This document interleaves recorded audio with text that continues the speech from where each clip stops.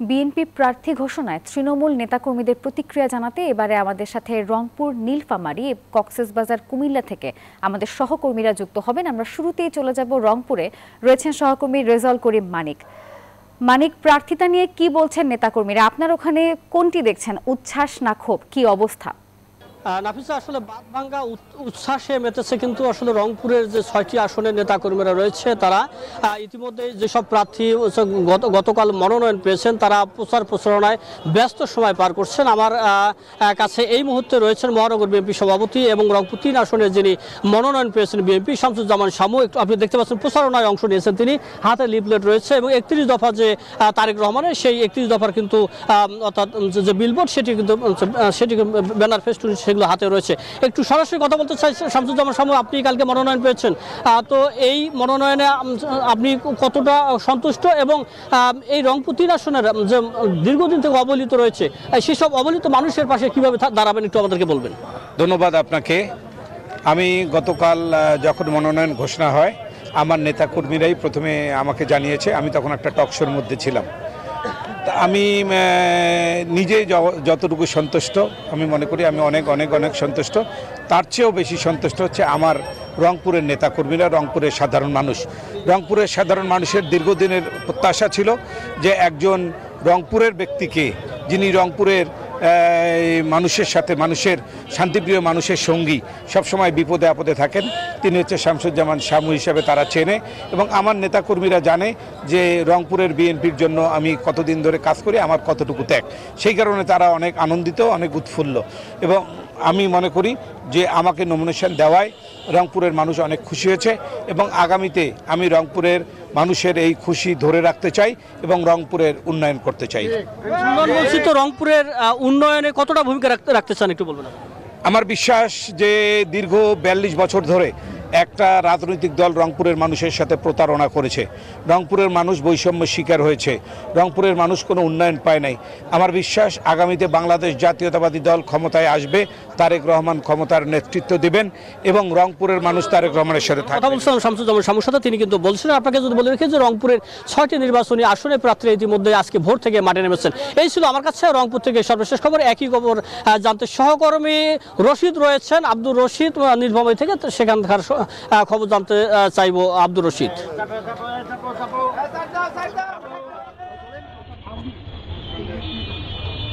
ধন্যবাদ মানিক। আমি আছি নীলফামারী সদরের 2 নং আসনে। এই আসনে হচ্ছে শুধু নীলফামারীতে বিএনপি মনোনীত প্রার্থী সাইফুল্লাহ রুবেল, তিনি হচ্ছেন তারুণ্যের অহংকার এবং আপনার হচ্ছে বিএনপির যে 31 দফা দাবি দিয়েছেন জনাব তারেক রহমান, তিনি হচ্ছে 31 দফার পাশাপাশি তার কাছে আমরা জানতে চাবো ওনার প্রতিশ্রুতি কী দিচ্ছে জনগণের মাঝে। এবং গতকালকে আপনি জানেন যে 237টি আসনেই হচ্ছে বিএনপির মহাসচিব মির্জা ফখরুল সাহেব হচ্ছে আপনার মনোনয়ন প্রত্যাশীদের যে রেজাল্ট হওয়ার পরেই হচ্ছে নীলফামারীতে গতকালকেতে আনন্দ এবং উল্লাস করে আসছিল। তবে আমার সামনে আছেন সাইফুল্লাহ রুবেল, আমি তার সাথে কথা বলবো এবং জানতে চাবো ইনি জনগণের জন্য কি করবেন উনি নির্বাচিত হলে।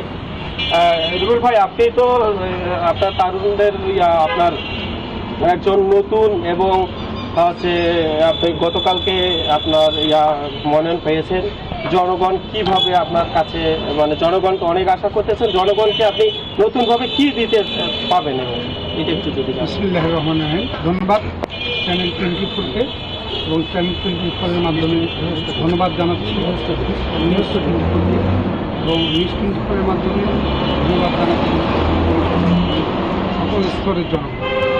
আমি শুকরিয়া আদায় করি পরম করুণাময় আল্লাহ তাআলা, তার অশেষ কৃপায় আমার দেশ নেত্রী বেগম খালেদা জিয়া এবং আগামী রাষ্ট্রনেতা, আগামী প্রধানমন্ত্রী আমাদের পার্টির অ্যাক্টিং চেয়ারম্যান তারেক রহমান আমাকে নীলফামারী 2 আসনের জন্য মনোনীত করেছে।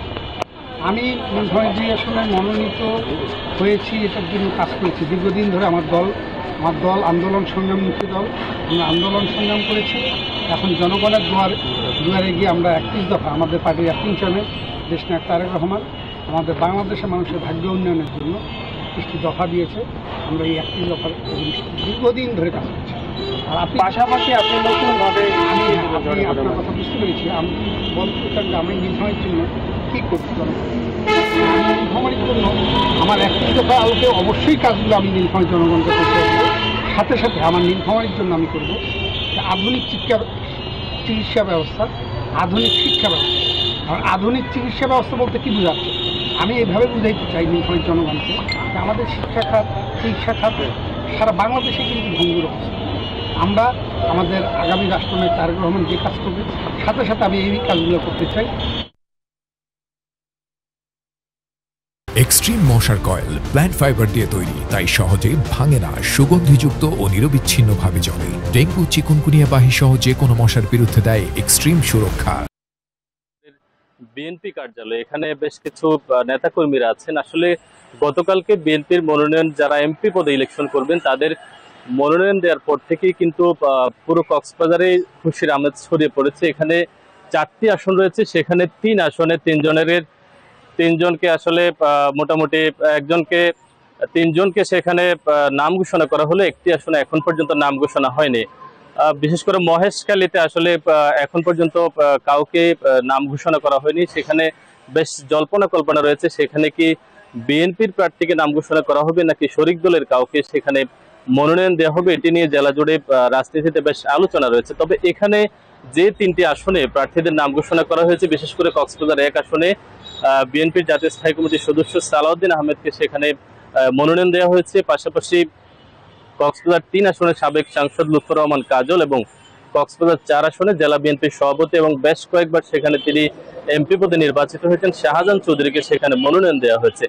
এই যে 3জন প্রার্থীর নাম ঘোষণা করা হয়েছে, এর ফলে বিএনপি নেতাকর্মীরা আসলে তাদেরকে জিতিয়ে নিয়ে আসার জন্য কিংবা এই নির্বাচন পরিচালনার জন্য তারা কেমন ভূমিকা রাখবেন সে বিষয়ে একটু কথা বলতে চাই। আমার সাথে আছেন জেলা যুবদলের আহ্বায়ক, তার কাছে একটু জানতে চাই আসলে এই যে 3জন প্রার্থীর নাম ঘোষণা করা হয়েছে, আপনারা কেমন প্রস্তুত রয়েছেন এই নির্বাচন? ধন্যবাদ।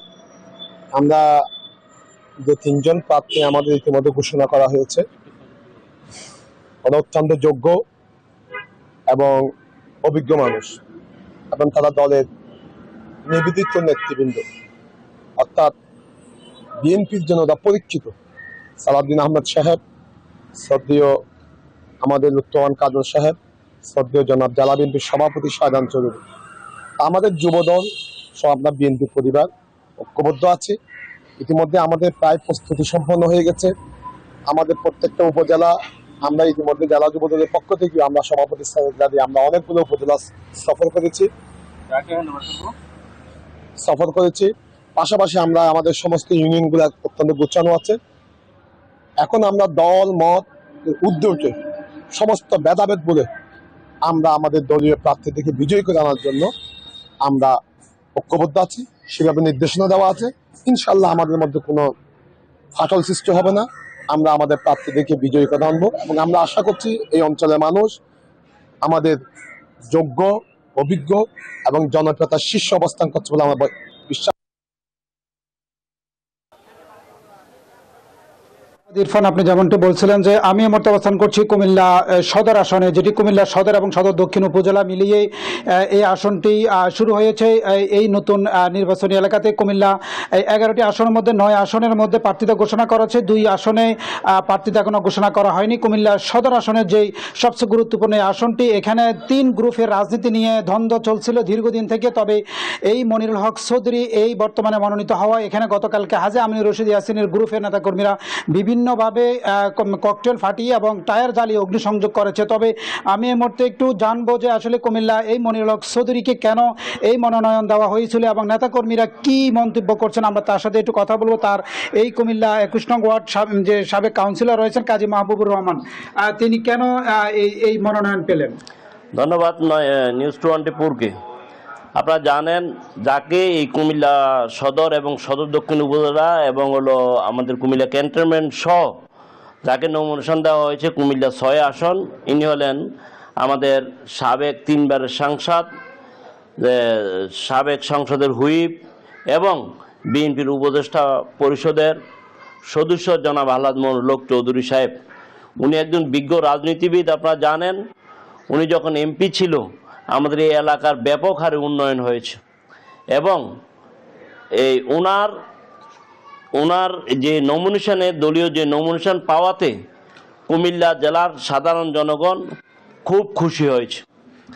এবং আসলে জানাচ্ছিলেন যে আসলে উনি সাবেক হুইপ এবং সংসদ সদস্য থাকার কারণে দীর্ঘ 17 বছর আওয়ামী লীগের এই সময়ে তিনি বিভিন্নভাবে লাঞ্ছিত হয়েছেন এবং তাকে দল এভাবে মনোনীত করেছেন বিদায় এই নেতা কর্মীদের মধ্যে দিয়ে উচ্ছ্বাসিত হচ্ছে। তো এই ছিল আমার কাছে কুমিল্লা থেকে সর্বশেষ, চলে যাচ্ছে এই স্টুডিওতে নাফিজা। ধন্যবাদ সহকর্মী HM মজিদউদ্দিন, ইরফানুল হাসান, আব্দুর রশিদ শাহ এবং সেই সাথে রংপুর থেকে রেজাউল করিম মানিক। দর্শক, বিএনপি প্রার্থী ঘোষণায় তৃণমূল নেতাকর্মীদের প্রতিক্রিয়া জানাচ্ছিলেন সহকর্মীরা।